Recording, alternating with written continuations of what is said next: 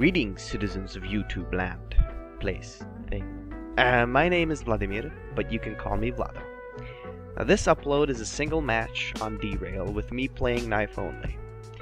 My kill def ends up being 30-8, which is a score that I consider to be decent enough to post as an entire match.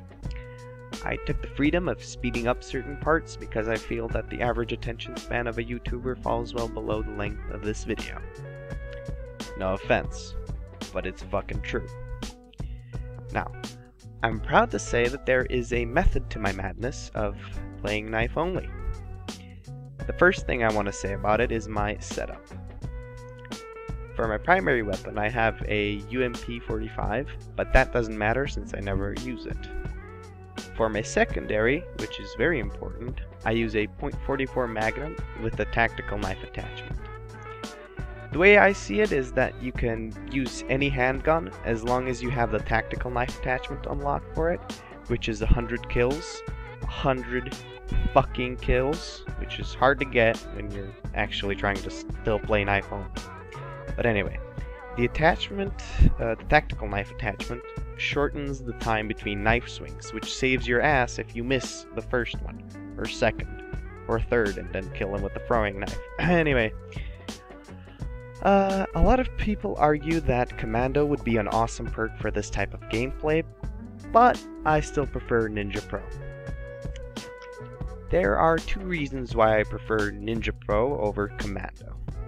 The first one is no fucking heartbeat sensors. I hate assholes that use that shit. They camp in corners, just staring into the heartbeat sensor and their UAV, for that matter, and waiting for some player to just stumble in front of them, and then they get butt fucked.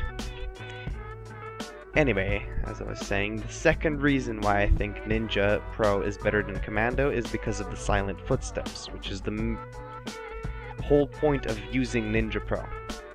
Now, it helps me because I can make out other people's footsteps more easily since I can't hear my own. The other perks I use are Cold-Blooded and Marathon Pro. Cold-Blooded beats Lightweight because it blocks out UAVs and you don't get wrecked by air support like choppers, Harriers, and Predator missiles.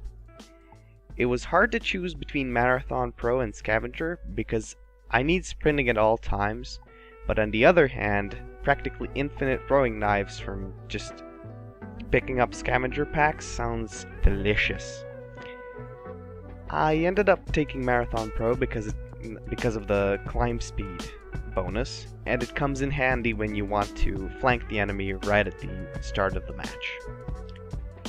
And now that I mentioned flanking, I can start talking about the most important thing while playing knife only, and that is popcorn.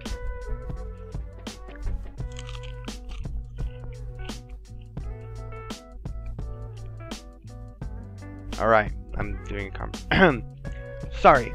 As I was saying, the most important part about this kind of gameplay is knowing the maps.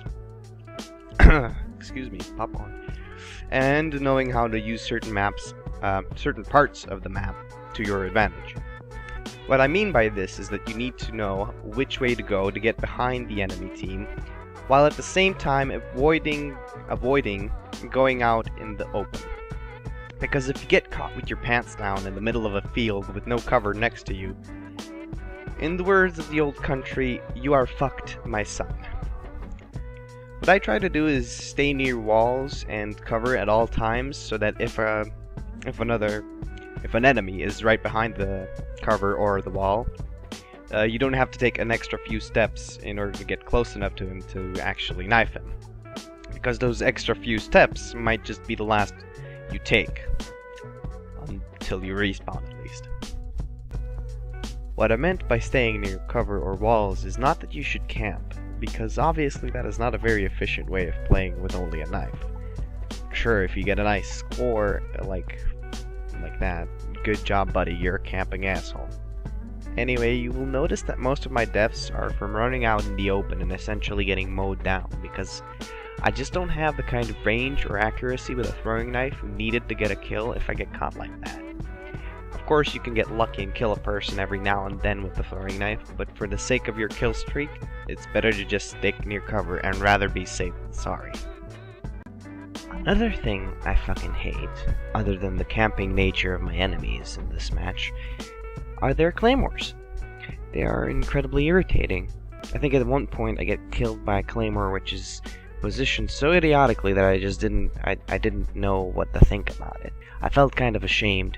I'm not sure if this has already happened or not, because as I record the commentary, I am not actually watching the footage. I didn't want to sync up the video and the commentary, because I think it's unnecessary to explain every bit of the video.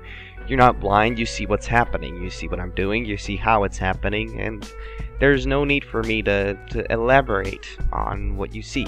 If you're not sure about it, you can ask me in the comment section below. But yeah, what I wanted to say is that claymores, giant shit stains on my kill-death ratio. I've been killed by claymores so many times that I've seriously lost count. Now, less ranting about claymores, more talking about other stuff. Like, for instance... yeah, I wanted to say, you will see, and you definitely notice that the people I'm playing against are not the most skilled of players. But, in my defense, I posted this video because it is hard to get high kill-death ratios, derp, while playing against very good players, because it's just not easy knifing people like this ridiculously when you play against players who really know what they're doing. I believe I've said all there is to say about this video, so if you enjoy the content and would like to see more knife-only videos by yours truly, you should subscribe, because I already have plans for more commentaries and montages.